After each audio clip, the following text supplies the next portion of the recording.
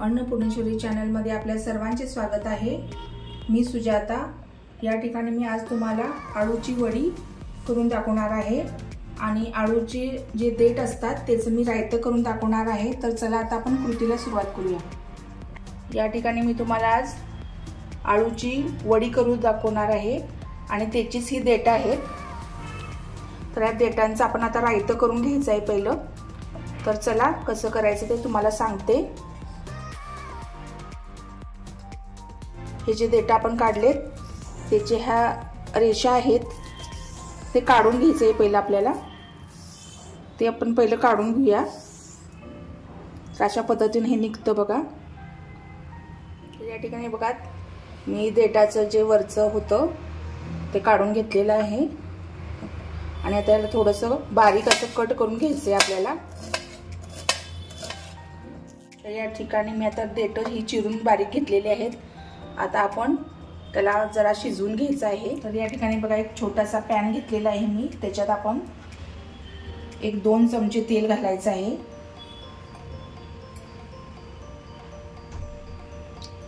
तर आता तेल आपलं गरम झाल्यानंतर आपण त्याच्यामध्ये फोडणीसाठी थोडीशी मोहरी घालायची,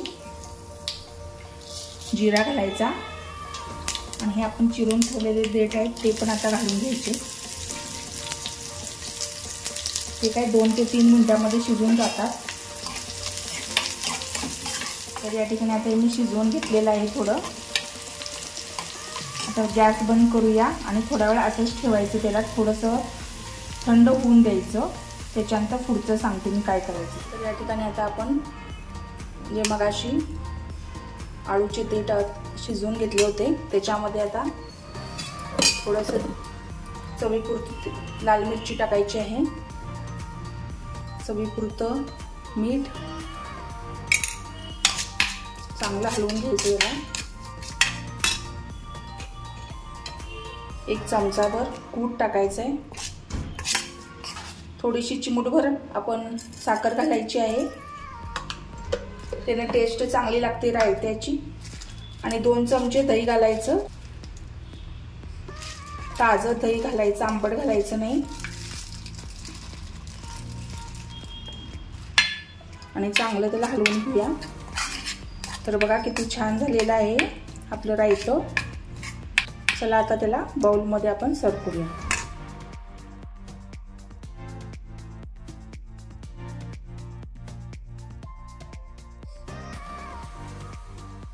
तर या ठिकाणी आता आपण आळूची वडी करणार आहे। त्याच्यासाठी 5-6 पानं आहेत माझ्याकडं। त्याच्या अनुसारून आपल्याला केवढं लागते त्याला स्प्रेड करून घ्यायला तेवढं आपण घ्यायचं आहे बेसन पीठ। त्याच्यामध्ये आता चिमूटभर आपल्याला आवश्यकता आहे तेवढं मीठ घालायचं आहे।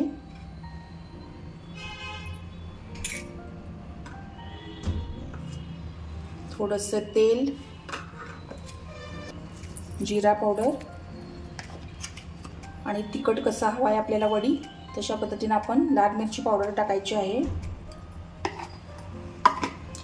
चिमूटभर सोडा। या ठिकाणी थोडासा मी ओवा घेतलेला आहे, त्याला असं क्रश करायचा हातानं म्हणजे छान वास येतो आपल्याला, तो पण घालायचा। आणि या ठिकाणी 1 चमचा मी तांदळाचं पीठ घालते। या ठिकाणी हळद घालूया थोडी। हे चिंच आणि गुळाचं मी पाणी करून घेतलेलं आहे ते पण घालायचं, म्हणजे वडी आपण जेव्हा शॅलो फ्राय करतो करून झाल्यानंतर ते आंबट गोडचे फ्लेवर येतं। आता थोडं पाणी घालून त्याच्यामध्ये आता आपण सैलसर असं करून घ्यायचं आहे। 2 ते 3 मिनिटं असं मी त्याला हलवून घेतलेलं आहे। आणि पीठ बघा आता अशा पद्धतीनंच पीठ पाहिजे, कारण आपल्याला पानावर लावायचे त्यामुळे जास्त पातळ करायचं नाहीये। तर या ठिकाणी मी आळूचं पान घेतलेलं आहे, त्याला आता आपण बॅक साईडनं लावायचं आहे। थोडंसं असं पीठ घ्यायचं आणि असं त्याला पूर्ण पानाला लावून घ्यायचे पीठ।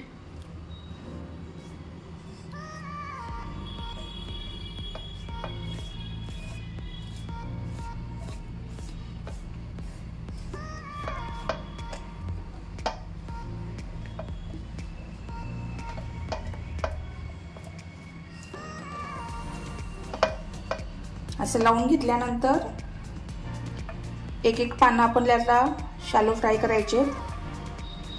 तर अशा पद्धतीनं फोल्ड करायचं।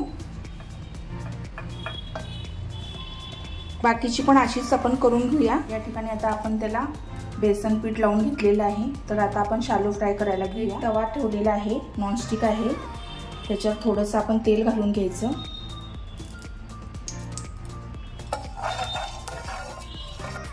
आणि या तव्यामध्ये आता इथं असं घालून घ्यायचे सगळे पानं आपली।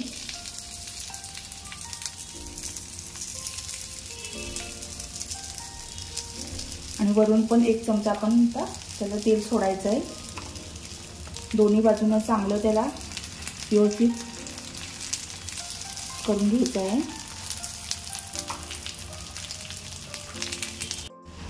तर या ठिकाणी बघा आता याला परतून घेऊया।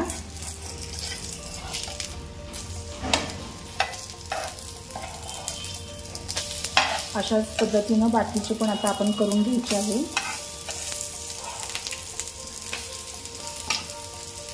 खरपूस भाजेपर्यंत आपण ठेवायचे त्याला। तर या ठिकाणी बघा दोन्ही बाजूनं आता शॅलो फ्राय करून झालेले आहे। आता प्लेटमध्ये सर्व करूया। या ठिकाणी आता आपण पाहू शकता ही वडी किती खुसखुशीत आणि छान झालेली आहे, बघा पाहू शकता। चला तर मग आता आपली या ठिकाणी आळूच्या पानांची खुसखुशीत वडी तयार झालेली आहे। आणि या ठिकाणी मी देठाचं सुद्धा रायतं तयार केलेलं आहे। आणि तुम्हाला जर का माझ्या अशा रेसिपी छान छान आवडत असतील तर माझ्या चॅनलला लाईक, शेअर आणि सबस्क्राईब करायला विसरू नका।